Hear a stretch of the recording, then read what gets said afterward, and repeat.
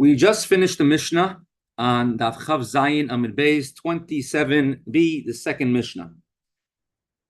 The Gemara is now going to begin with for a very short period, one of the more, you could say, nuanced, complicated topics throughout the entire Shas, the topic of Ribbis. Ribbis being interest. Ribbis, when you lend money when person A lends money to person B, lends him $100 for a month, and you have to pay me back $120. That's called Ribbis, and it is prohibited to lend with interest. One Jew is not allowed to lend with Ribbis with interest, another Jew. Only to a non-Jew you're allowed to lend with Ribbis with interest. Historically, Jewish people throughout in Europe were always money lenders because they were prohibited from doing any type of commerce or business that could be in competition with a non-Jew. And the non-Jews, the Christians, were not allowed to do money lending on interest because they would not lend with interest, and that's why it became a Jewish occupation, a Jewish trade, banking, money lending, and that was a tremendous cause of anti-Semitism. In Mesechta Megillah Daf, there's a chapter called Ezehu Neshech, one of the most, you could say, difficult because of the chapters of Gemara. Our Mishnah, which we just learned, we spoke about a shul which is sold.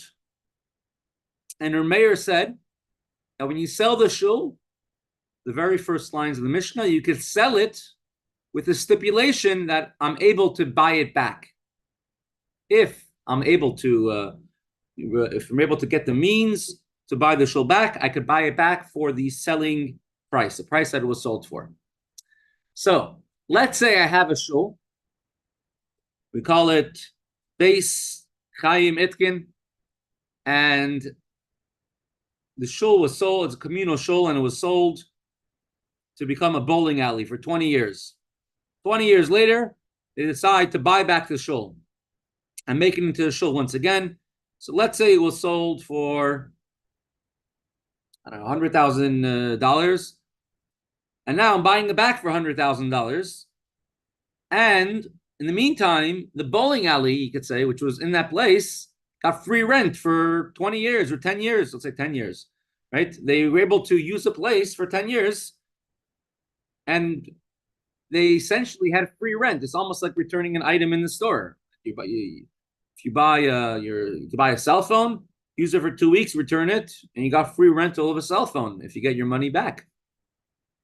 So the fact that our mayor in the Mishnah says that if you sell a shul, there's a condition that you have to be able to buy it back.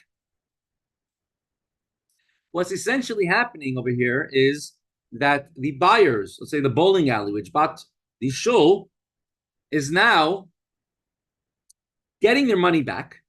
So they almost, you could say, lent to the board members of the shul, they lent this amount of money.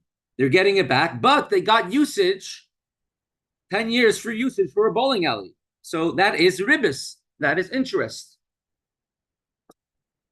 So the Gemara asks, Rebbe Meir, and according to Rebbe Meir, who says that you could force a return of a shul, you could force a refund of the shul in case the shul in the future has a means to buy it back. Heichi dariba. How could the purchasers have lived in the shul? So if the shul, let's say, was sold to a bowling alley, let's say, how could the bowling alley have used the shul all that time? Ribbis. It's possible that the original sellers will buy the shul back, and then it will be interest. I brought up a short meme. When you finally locked all your loans in and the rates drop again. The idea is that it could be Ribbis, it could be interest.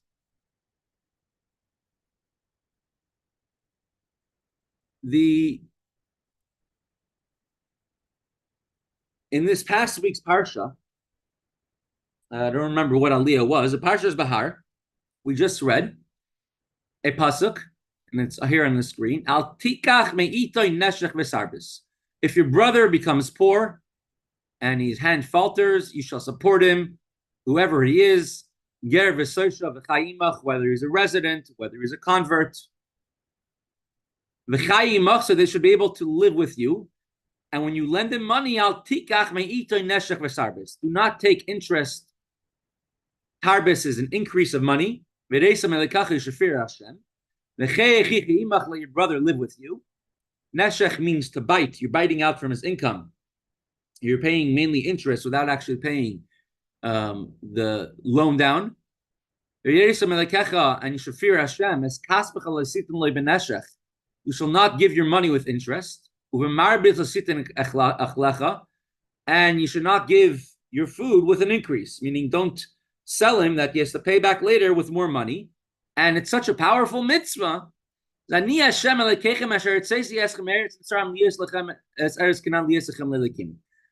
Hashem, your God, who took you out of Egypt to give you the land of Canaan to be a God to you. Meaning this mitzvah is so powerful. The Rashi brings it in over here.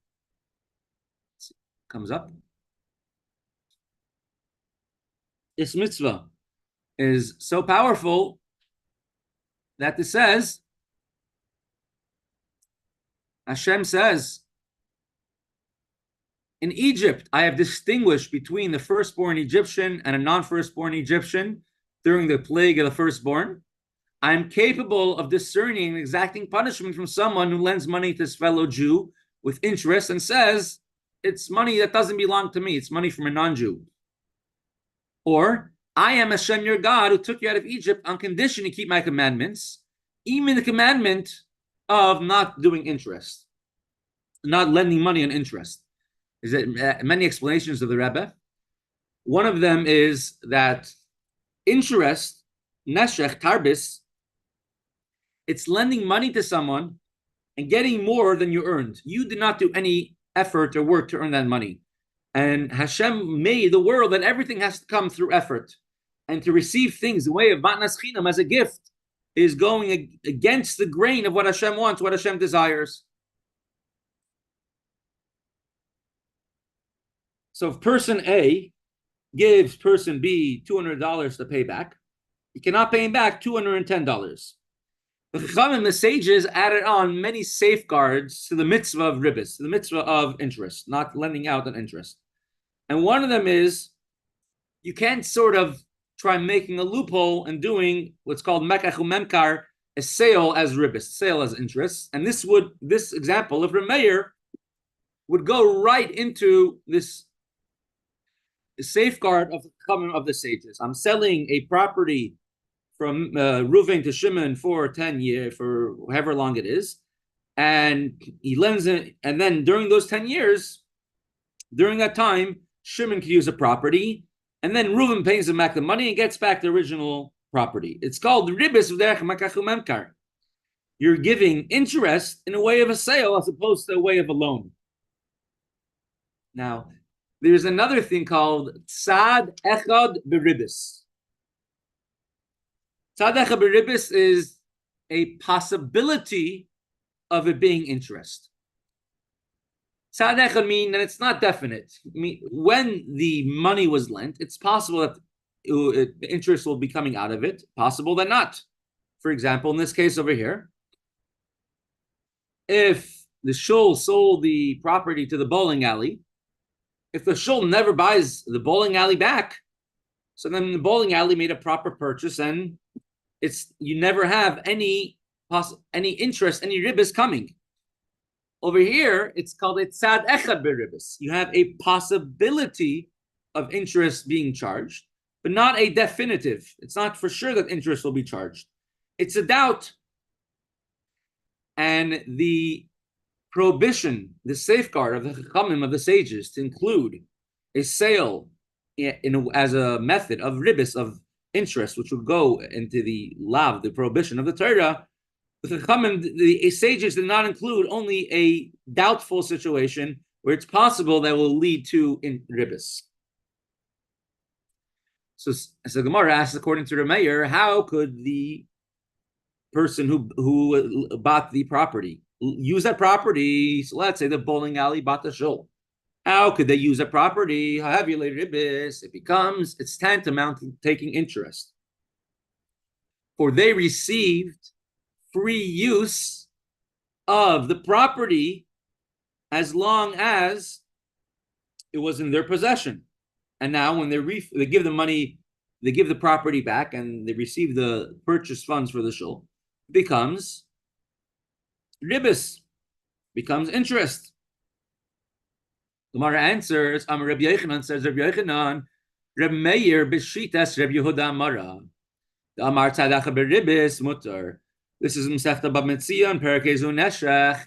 He brings the opinion of Rabbi Yehuda. Rabbi Yehuda says that any type of lending, buying and lending, which the borrowing and lending, which is done in a way of a sale, not in a way of a loan, and that's condition number one. So it's sort of indirect interest. You're selling an object and you're going to pay it back, but in the meantime, you could have used the object. And number two, it's only a suffix, it's only a doubt if it's going to lead to Ribbis, to interest. Then you don't have an Isser Ribbis, a prohibition of lending of interest, because it's not a definite that this sale is going to lead you to buying and selling on interest. And therefore, the buyers or purchasers would be allowed to have benefit from this sale. So let's say the shul was sold to the bowling alley. 10 years later, the shul gathered enough funds to buy their shul back. They could buy it back, and the bowling alley had used it, and they don't have to pay anything, according to Rabbi Yochanan and Rabbi Yehuda, because it was never prohibited, because what Sad Echad B'Ribbis was only a possibility to be lending on interest. Itanya, as we learned, he brings a proof for a brisa. Harei shehaya noshe b'chaveri maneh. If somebody lent money to their fellow, so let's say Ruvain lent 100 zuz to Shimon. Zuz is the currency from back then. Now Ruvain is demanding his money back on Shimon. So now Mr. Shimon, he made his field that he owns. So the borrower made his field as a sale, and he wrote like this: I am borrowing from you $100, 100 zuz, and if I don't pay you back, I'm going to pay you back until this and this date, until Lag BaOmer. And if I don't pay you back till this date, take my field instead of the money I owe you. So what's the halacha? Bisman shamaycher echal peiros mutter. So until that time, the seller, meaning the borrower, the one who owns the field, have complete benefit from the field because it's his field. And he's considered to be the seller. He's a borrower, but he's selling his field in case he doesn't pay. And there's no interest. However, the buyer, which is a lender, is prohibited from having any benefit from that field until that time, because perhaps the borrower, which is in this case a borrower, we're calling him the seller, which is a borrower, he might pay back, and if the buyer, which is the one who gave the loan, if he would have any benefit from the field before the due date, then it might be interest. He might have eaten the fruits of the field and then get his money back. And so it comes out that besides for getting back the money of the principal that he lent, he's also going to be getting all the fruits that he ate. So therefore, it's prohibited until that due date for the seller, for the one who the lender, which is the buyer. It's prohibited for him to have any benefit from the field until that due date comes up, and the funds, and it was not paid back. That is a chacham, the sages. Rabbi Yehuda says, "Afilu lekeach oichel peres mutter."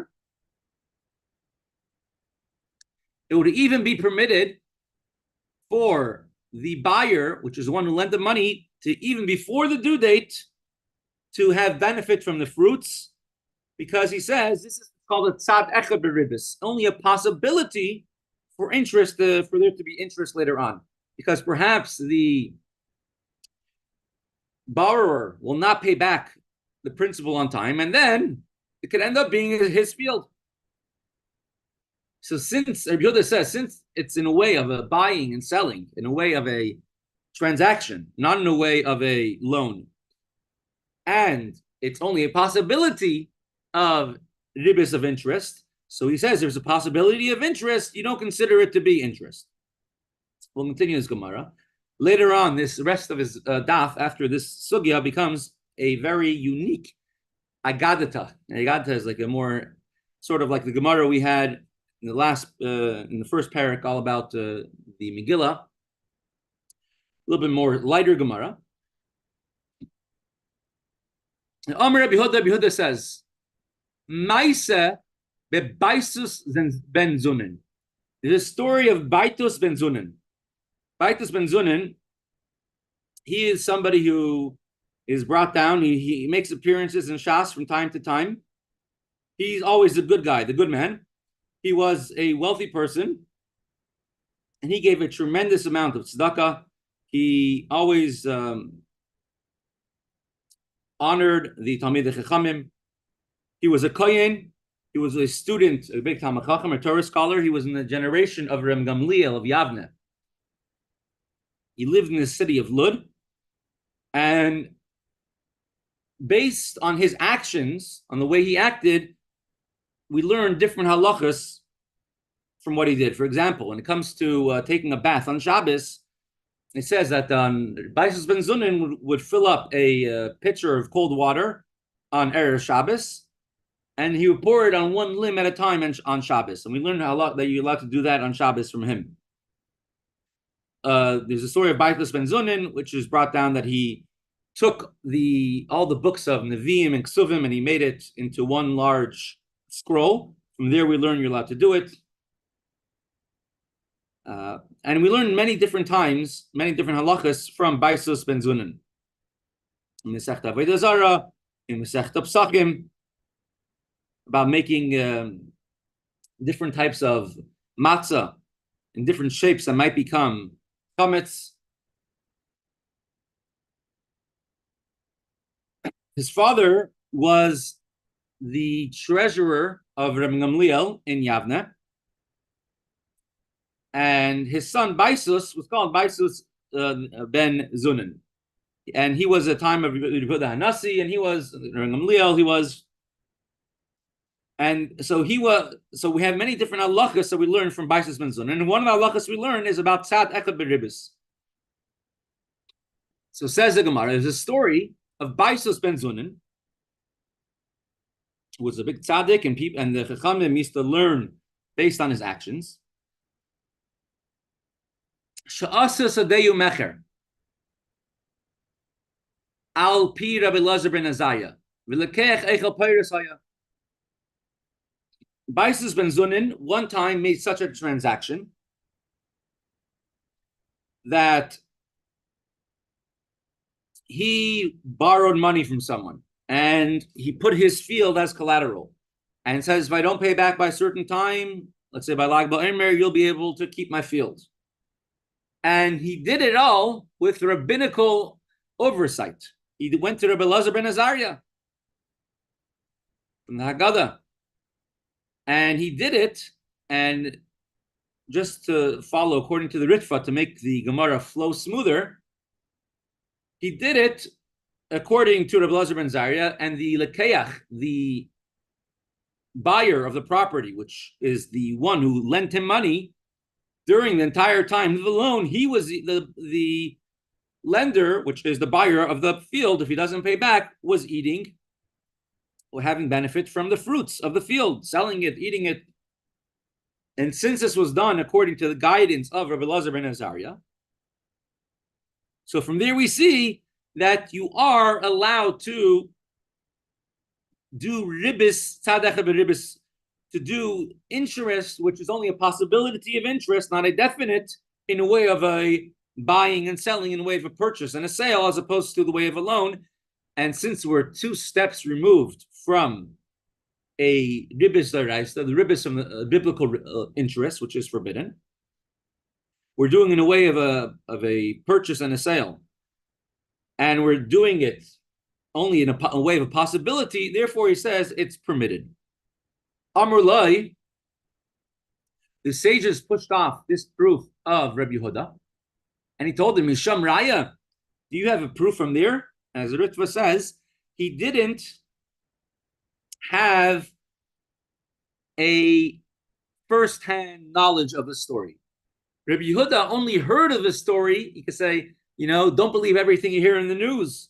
Rabbi Yehuda only heard of the story that Baisas ben Zunin making an arrangement, such a similar arrangement, according to the direction of Rabbi Elazar ben Azariah. However, he got one detail wrong. Actually, it was not according to the way that you understood it. Rather, it was a seller, meaning the borrower who kept his field and was eating and benefiting from his field. And Baisas ben Zunin was borrowing the money. He kept the field until the due date. Is it an argument how exactly the story happened? So that's why the Ritva says it's a little bit. It was that Rabbi Yehuda didn't have a clear story. He didn't have and the Chacham and the sages told him exactly what happened. And just from the story, just from the terminology of the Chacham of the sages, they didn't bring a proof from there to their opinion that a possibility of interest is forbidden. But they said that since Baisas ben Zunin was eating the fruits of his own field till the due date, from there is no proof to Rabbi Yehuda. But it's not a proof. They say one from, not to Rabbi Yehuda, not to them, not one way or the other. My benayu. What is the practical difference between these two opinions of Rabbi Yehuda and the Chachamim and the sages, which would in turn, Idovi Shalom Aleichem. Hello, hi. Welcome. So, what is the practical difference between them? What are they arguing about? They're arguing about Tzadechad B'Ribbis Sika Benayu. Are you allowed to have uncertain interest? Are you allowed to make a sale if there's a possibility that it could be interest coming out of there? Mar Sav Rabbi Yehuda holds Tzadechad B'Ribbis Mutter. It is permitted to make a sale if there will be uncertain interest coming out of there. That if the sale never goes back, there's never a refund. So you say that everything was fine. The buyer bought whatever they bought. The only possibility of interest is if the seller decides to get a refund. And then they were able to have use of the property of the item for free during that time of the loan. But since it's only a possibility, Rabbi Yehuda says it's mutter. Mar Savar, and the other opinion, which is the sages, Savar holds, Tzadechad B'Ribbis Aser. It is prohibited to put oneself in a situation where there is a possibility of interest, even if it's not certain. And so therefore, Meir in our Mishnah, which said that you could sell a shul and the sellers of the shul could always get their money, if they pay their money back, they could always get the shul back. Like we brought the story, like for example, say if you sold it for a bowling alley, you could always buy it back from the bowling alley. But since it is only a possibility, it's uncertain, therefore he says it is mutter, it is permitted. Once we're on the topic of tzadechad b'ribbis, the next 3 lines in the Gemara, Rava says, he gives a different explanation if why tzadecha b'ribbis, only a possibility of interest, is permitted or prohibited. To Kuliyam, he says Rabbi Yehuda and the Chachamim both hold tzadecha b'ribbis asur. It is forbidden to even put yourself into a situation, even if it's a sale, to have a possibility of buying and selling, if it could lead you to interest. Here, the Chachamim, the sages, and Rabbi Yehuda are arguing about a different topic. Are you allowed to lend on interest if the buyer and the seller both agree that the buyer will pay back any interest? Meaning, in the case that we have somebody owns a field. He borrows money from someone else. So let's say Baitus Ben Zunin owned the field. He borrowed money from someone else. And he put his field saying, if I don't pay back by this date, you get the field. And until that time, if the borrower, the borrower tells the lender that the lender could eat all the fruits and all the benefit from the field. However, if I pay you back on time, pay me back everything you had benefit from the field. For example, so let's go back to, let's say someone, a shul was sold to the bowling alley. And after 10 years, the shul buys it back. And so they say that, okay, we sold it for $1 million. We'll pay you back $1 million. But for every year you used it, pay you back $20,000. So we're only going to buy it back from you for $900,000. And every year, or $800,000. And every year the bowling alley will pay us $20,000. So we're going to pay you back $1 million minus $20,000 per year. Rava Amar, so is that allowed to be done? Can you make the sale, knowing there's a possibility of interest, with making an extra condition, sort of a safeguard, that will pay you back, if you pay back the loan on time, any benefit we receive from your field or from the shul or from whatever it is, it will be paid back in full. Mar Savar, Rabbi Yehuda holds, Ribbis amnas l'hachzir muter. You're allowed to charge interest in such a manner where it's not a loan, it's a sale, and it's not definitive. And with the condition that if the interest is taken, if the loan is paid back in time, or if the money is paid back in time, so then you're going to pay back, then we're going to pay you for any benefit we had. So it will never be interest. It's a possibility of interest that you'll pay back. Rabbi Yehuda holds it's allowed. Umar Savar Aser. And the sages, the first opinion holds that even in such a way, it is prohibited. That you're not allowed to, you have to stay so far away from Ribbis, from any type of interest, that even if you're going to pay back the interest later on, you still have to stay away from it. Because at the time of the usage, it was interest. So therefore, to bring it back to our Mishnah, according to Rameir, who says that you could return the shul could be refunded, and it will be only going according to Rava only if that the bowling alley, let's say, pays rent, meaning they pay the money for the amount of benefit that they use all of those years. So they made the agreement that if we buy the shul back, you're going to have to pay us rent for all those years that you use. And because of that, Rameir holds that there's no ribbis, that there's no interest. If it never made this agreement, then you can't sell the shul according to Rameir. What's the halacha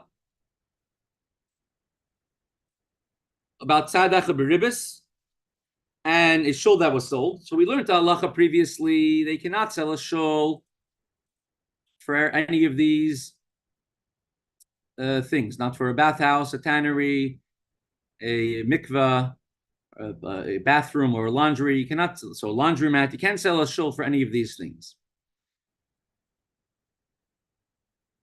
If somebody, let's go back to the Gemara. Somebody sold his field to his friend and says, when I have money, I'm going to buy the field back from you. So then the buyer never really owned the field properly. Because the buyer always has a possibility to maybe the seller is going to get money and buy it back from me. So therefore, he cannot have any benefit from the field, and it's called Ribbis. It's called interest, and if the buyer has benefit from the field, then halachically you're able to even claim the money back from them in court. However, if the buyer took some of the funds and told him, I'm giving you some of the funds right now, and the rest I'm going to, and once I pay you the rest of the money, he adds on the word may achshav, I'm acquiring it from now. So there's sort of a conundrum. The buyer can't use it, can't have any benefit from the field, and the seller can't have any benefit from the field, because the seller might want to buy the field back, and then the buyer can't have any benefit from it, and the buyer can't have any benefit from it, and the seller can't have any benefit from it, because maybe he'll never pay it back, and may achshav, retroactively it will be considered to be in the possession of the buyer. Therefore, we don't make such conditions. When we make a sale, we make it unequivocal, we make it complete. In such a situation, what's done is, in the case where nobody could benefit from the produce or the yield of the field, so then you get a third party, and they take a commission and they sell all the produce, and then at the end of they see who the field goes to. Whoever it belongs to, then you see who that benefit goes to.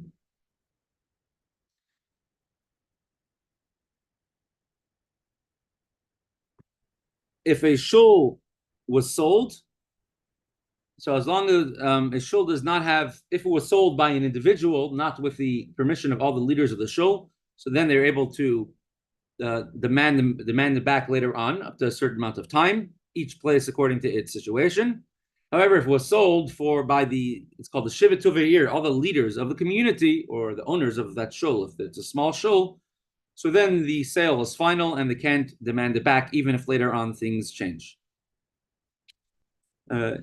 This doesn't only applies to shuls, it applies to other things as well. If there's a place in a shul, for example, let's say 770, places for Shoshana and Yom Kippur are at a premium, seats. And someone passes away, and the kids say, the children say, we want to keep that place. And the person sitting next to there says, I want to buy a second place next to me. So if they make a sale, is it final? Do they make a sale with a end date in mind? So the final halacha when it comes to all of these things is that it all depends on the minig hamakom, the custom of the place. What's prohibited is Ribbis daraisa from the Torah to have any type of interest being sold. Further than that, it depends on minig hamakom, the halachas of the place. And if you want to go to din Torah, the laws of the Torah, you have to sign in the beginning that this is what you're going to go according to din Torah. But in general, the Chaim, the sages, stay very, very far away from Ribbis. And any Ribbis, any type of interest which is done today in a Jewish-owned bank, you have to sign what's called a heter iska. It's not really a loophole, it's just that person A is giving money to person B to do business with that money, and you're taking me on as a partner, so any loss or gain is included. There's certain, complexities involved in heter iska, but there was a Jewish bank called Bank Leumi, and whenever they would give a mortgage to a Jewish family, they would always have to have them sign a heter iska, or if they would do it in Eretz Yisrael in Israel, have them sign a heter iska in order to get around all the ideas of interest. We all know the famous story of Yecheskel, the prophet Yecheskel, the valley of dry bones. He came to a big valley full of bones which were dried already, Either they were the Jews who left Egypt early from Ephraim, or they're Jews who were killed by Nebuchadnezzar. And Hashem told him to tell all these bones to come to life and to become and not to be dry, to become moist and to have limbs and to come to life. And everyone stood up and came back to life except for one person. Yecheskel asked Hashem, "Why is this one person not coming back to life?" And Hashem told him, because this person lent to others on interest. Lend Ribbis. So lending with interest is a very, it's a very serious thing. Halachas could be very complicated. Even saying good morning when you didn't say good morning to them before could be considered to be a tzad ribbis, a type of ribbis. Halachas of ribbis could become very nuanced. So for Monday, Tuesday, we'll learn some more halachas, laws of Shabbos, together with some other biurim explanations, halachas of the Alter Rebbe and others. And Wednesday, Thursday, Mir Hashem will continue with V'yadaita Moskva, V'yadaita from the Rebbe Hershel. So halacha Yebez, if you have Siman, Ayin Beis, chapter 72, halacha 12. Mitzvah kol adam lirchotz b'chol erev Shabbos panav yadav v'raglav. It's a mitzvah to wash your hands, your face, and feet on erev Shabbos, on Friday, b'chamin, with warm water, even if it's a difficult thing to do back then. V'yitbos atzmei b'mikvah, and to go to the mikvah on erev Shabbos. Going to the mikvah is in addition to the mikvah one goes in the morning. It's a special mitzvah to go to mikvah in order to have a toisvas kedusha, an extra kedusha, to prepare oneself for Shabbos. Many stories are brought in Gemara. Rabbi Yochanan would go to mikvah on erev Shabbos, come out, and he would have a look of a malach, a look of an angel.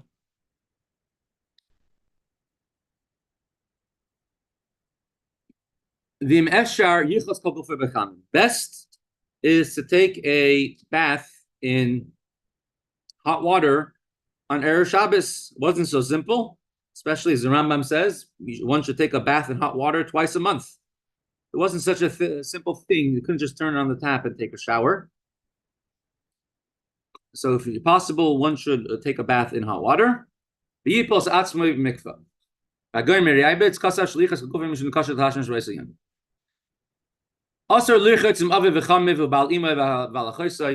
It's forbidden to go to the mikvah or take a bath together with your father, father-in-law, your mother's husband, your sister's husband. Some places it is customary that they cover themselves in the mikvah. When they go to mikvah, it's permitted. A teacher should not go to mikvah in front of his student, should not go to the mikvah together with his teacher out of respect. And if they're needed to assist them, it is permitted. We don't generally see in our circles people being very strict on this part, unless it's like a teacher, like a Rebbe or someone like that, which taught you most of your Torah. Halacha Yedalid, mitzvah lacha fesarosh, v'lako yisatzipar naim. It's a mitzvah to wash your hair, to cut your nails. We'll go a little bit into this topic. As well as if one has long hair, to cut their hair. And if people cut their nails every Friday, they're allowed to do it even on Chol Hamoed, even during Shiva. They're allowed to cut their nails if they do it in every erev Shabbos. You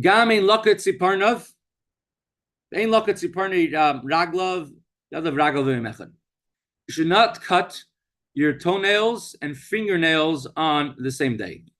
The Magen Avraham writes that one should cut their toenails on Thursday and fingernails on Friday, but we're going to learn at the end of this halacha actually a different opinion.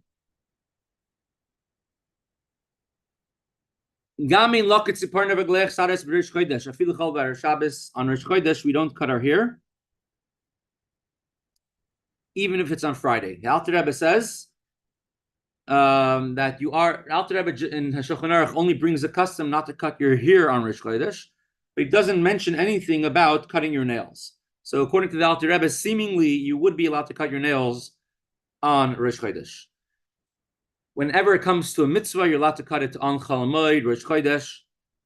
For example, a woman who goes to mikvah and needs to cut her nails could do it in any day. You have a sheichet, and they have to cut their nails at a certain time because the nails have to be able to feel the chalif, the shkita knife. They could cut it on any day. There's no limitations on that. A moihel who needs to cut their nails at a certain time could do it. For a mitzvah, there's no prohibition. Now we're going to go into minhag, and these are all according to Kabbalah. Some people are particular not to cut their nails in a consecutive order. This is all according to Kabbalah, but rather to go in intervals. You start with your second finger. It's called the ring finger, I think. You start with your second finger next to your thumb, and then you go Siman Badaga. Siman is 2, 4, 1, 3, 5. First 2, then 4, then 1, then 3, then 5 on your right hand. With small maschil on your left hand, you start in the opposite direction, which is 4. It calls it Div Haga, Dalet Beis He Gimel Aleph, 4, 2, 4, 4, 2, 1, 3, 5, 4, 2, 5, 4, 2, 5, 3, 1.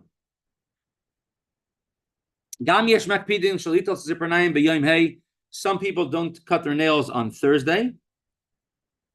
They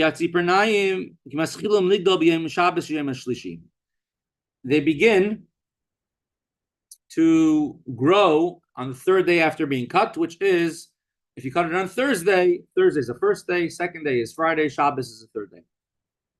And some people don't cut their nails on Thursday. And although the Magen Avram said to cut it on Thursday, we don't do it. You should be careful to burn your nails. The Rebbe Hershel would always burn his nails, and he would mix in with them a splinter, a piece of wood, when he would burn them. Now, the Gemara says that when somebody cuts their nails, they shouldn't leave it around. Why? Because it says ruach ra'a ala tzipernayim. There is a bad spirit on nails. Now, most of us aren't really connected to this. I remember a Ruddle teaching us, and he said there was a woman who was about Shuvah, came to her house, and they're telling her, it came up in conversation, the nails, and she said she was in some type of group or a cult, or whatever you want to call it, in Switzerland, where everything was based around nails. They would take their nails and boil it. They would take their nails. So there is koiches atuma, powers of tuma inside. That's why we have to wash our hands. Interesting thing, there was one time there's my father, there was a student of Moshe Mendelssohn, the beginning of the Enlightenment, the Reform, and the student of his who went to yeshiva and was learning under him, and he says, I have too many doubts in what you're saying. I have too many, what you're saying, some things just don't sit well with me. So he says, what you should do is take your water from your negavasser in the morning, that you wash your hands, and drink that water. You won't have any more doubts. And when he said that, he says, okay, I'm staying away from him, staying away from this person. The idea of a tziparin, a fingernail, is fingernails, like anything else which has tremendous kedusha, tremendous holiness, could become, when utilized in an improper way, the exact opposite. So when Adam, the first man, was created, Hashem gave him a clothing. It says kasnes or. It says Hashem gave him sort of a nail type of covering over his entire body. And that's what he wore. He didn't have to wear clothes. They weren't embarrassed. There was no nakedness. But it was taken off of him, and it only was left just the fingernails part, instead of being over the entire body after the sin of eating of the tree of knowledge. So therefore, you have to be very careful about the rest of it, the rest of the fingernails. That's why it says if a woman is pregnant, she should be careful not to walk on nails and fingernails.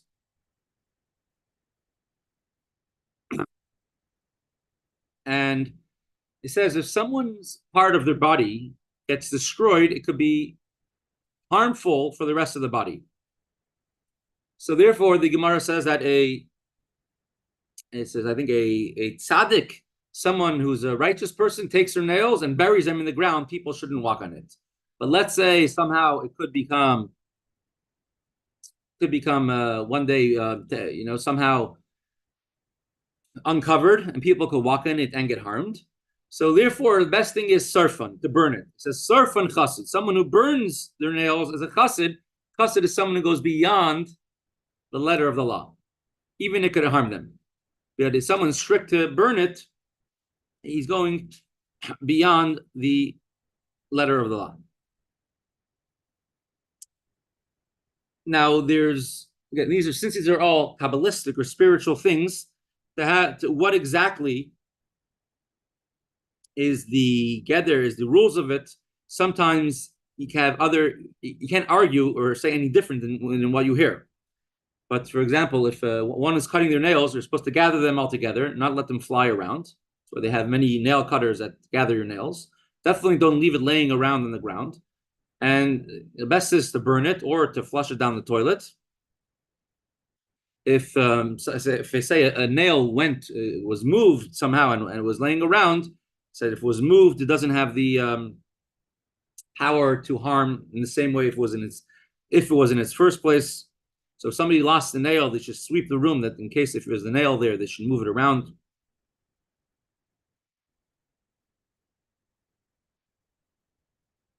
There's no difference whether it's fingernails or whether it's toenails, that both of them still have the same ruach ra, the same type of spirit of impurity on it. On Rosh Chodesh, if one did start cutting their nails, they could continue, they don't have to stop. On Chol HaMoed, if someone, if the nails has to be cut, better to do it in a way of a shinoi, to cutting with their hands. There's Rabbi Yehuda Chassid writes in his tzava'ah, in his will, which we do many of the things that he says, that one should not cut their nails at all on Rosh Chodesh. The exception would be only if it's for a mitzvah. He also writes that one should not cut their toenails and fingernails on the same day. And you see it was brought in Shulchan Aruch. There's one of the Talmidim, one of the students of the Arizal, he writes that if one knows how to look, they could see different marks on people's hands and all over their body. And you could tell different things that happen. I guess as people read the palms of your hand, but I guess this is how it has a source in Kedusha. And it says, therefore, on your fingernails, you could, one could see, the Arizal has a section called Parts of Apanim, how to look at someone's face and to tell many things from looking at it. It says Hashem made a person as a tzaddik, and every single part of the person is sort of like a microcosm of the person. And if you have the ability to be able to look at someone and tell things from looking at them, it says you shouldn't keep it to yourself. Don't open up a booth and become a palm reader. He says, therefore, and he describes the different parts of the body, from your ears, from your eyes. You could tell different parts, different ways, different things of the person. If the person is an angry person, is a nice person. And he says, on your hands, you could tell the same thing. And we should use every ability we have to a mitzvah and not for an avera. And every single limb of the body should also be used for a mitzvah as well. So when it comes to one's hands and fingernails, it says there's many things you could tell from there. But a fingernail is called a klipa. Klipa is like a peel. the fingernails are the only part of the body with the hair that, and we learned these in obviously in the Gemara Mesechta Megillah Daf, that it's called tzipernayim. It's the way Hashem created the world, with his own fingernails, so to speak. You're able to cut it off and not feel any pain. Every other part of the body, besides the hair and the fingernails, one cuts it, one hurts it, they feel pain. Because every single part of the person has chayas, has life, except for the tzipernayim and the sadis. The hairs have a little bit of life, even in comparison to the hair. But in the way of sadis, the tzipernayim, sadis is here is the way Hashem created the world. We said that's why a woman is such great kedusha in her hair, has to cover her hair. A nazir has tremendous kedusha, even greater than that, and therefore has to cut their hair off. You can't even have it at all, because if you don't control it properly, it could be Yidnika Sachitzayim. You could have a klipa, could have a hold, could get some life from it. And therefore, that's why it's important when we cut our nails to make sure that they don't just lay around. And therefore, everything, we should make sure that it goes only into a way of kedusha and not into a way of klipa. He brings out afterwards that also when it comes to one of the greatest gifts that we have in the world, one of the most popular things in the world when it comes to nigunim, song and music, you also have the same idea. It's such a powerful thing, you're able to use it for kedusha, holiness, or klipa, the opposite. The Samach Tzedek writes that you see that when it comes to books, almost all the writings are about, every song is all writing about love, because Ava is such a powerful thing. The reason why it's powerful because it's an Ava for Hashem, a love for Hashem. And if it's not used properly, then it could become used for the opposite. The same thing with fingernails is the same thing. It originally was such a great kedusha, and therefore we have to change. When we cut our nails and we're cutting it off from any chayas that it has, we have to make sure that it's put off in the proper way. So with that, we'll pause for